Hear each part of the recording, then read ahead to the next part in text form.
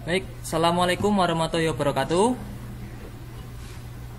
Salam sehat, Waalaikumsalam Waalaikumsalam. warahmatullahi wabarakatuh.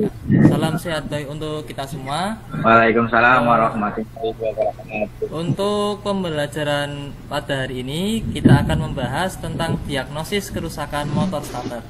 Nah, sebelumnya sudah presensi belum link yang ada di Classroom? Jadi Ya. bagi yang belum, nanti untuk link presensi kalian bisa melihatnya di Google Classroom selesai pelajaran ini. Sebelum kita mulai, silahkan kita berdoa terlebih dahulu. Coba Nukoba pimpin berdoa dulu, ya.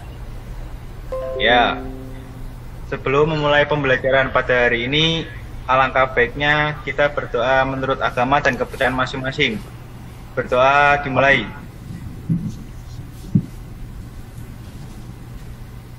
Berdoa selesai. Oke.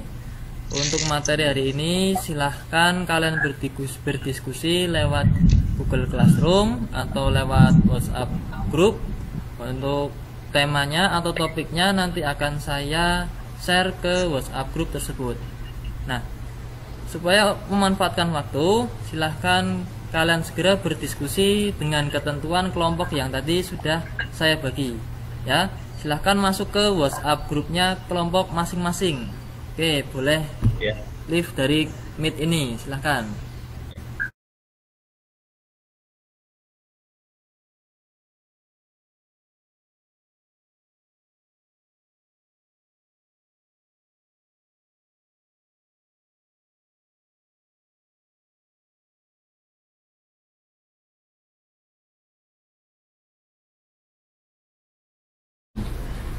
Baik, bagaimana hasil diskusi dari kelompok masing-masing? Ya, sudah.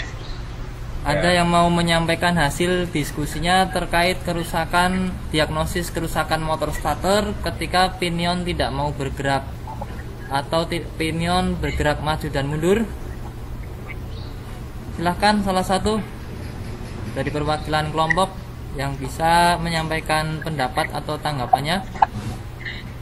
Saya, Pak. Ya, Muhammad Fadli, silahkan. Karena terminal 50 tegangannya kurang dari 80. Hold in coil dan pull in coil tidak dapat menahan pinion. Ada yang mau berpendapat atau setuju dengan jawaban dari Mas Fadli? Saya, Pak. Ya, Marif, silahkan. Menurut saya karena terminal baterai kotor, jadi motor starter tidak berfungsi dengan baik. Lalu solusinya bagaimana? Ya harus dibersihkan, Pak.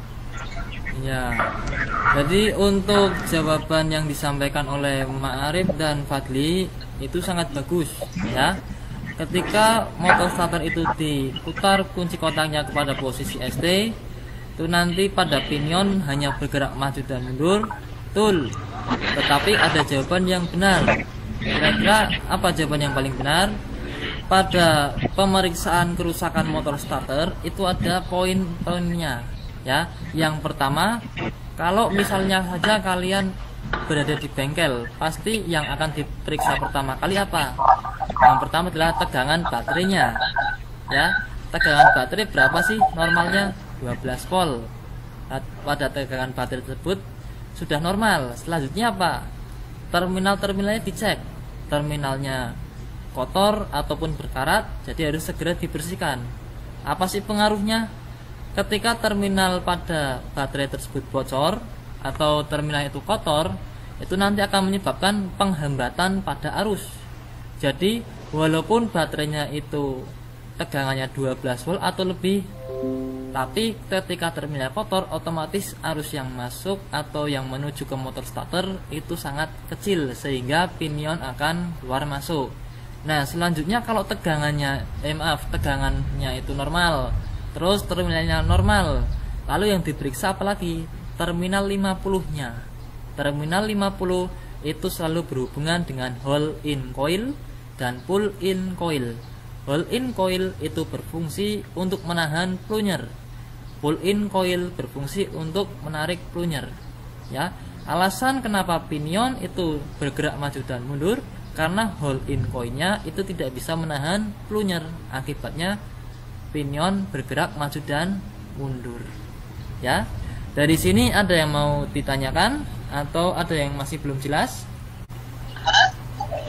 Sudah, ya Pak. Ya, jelas. Baik, pada materi ini saya simpulkan pada kerusakan motor starter itu beragam. Contohnya saja pada saat kunci kontaknya itu kita on kan atau posisi IG, maka pada perbaikannya juga akan bermacam-macam pula. Contohnya seperti tadi ketika pinionnya itu rusak, maka penanganannya juga akan berbeda-beda. Tetapi kita harus tahu runtutannya, mana yang diperiksa terlebih dahulu. Biasanya yang diperiksa terlebih dahulu adalah pemeriksaan yang paling gampang dulu. Ya, semua komponen kelistrikan itu yang paling pertama atau utama adalah pemeriksaan baterai, yang kedua adalah pemeriksaan pada konektor atau terminal atau probe pada baterai. Itu bersih atau tidak. Ya. Baik, untuk pembelajaran kali ini sekian saja.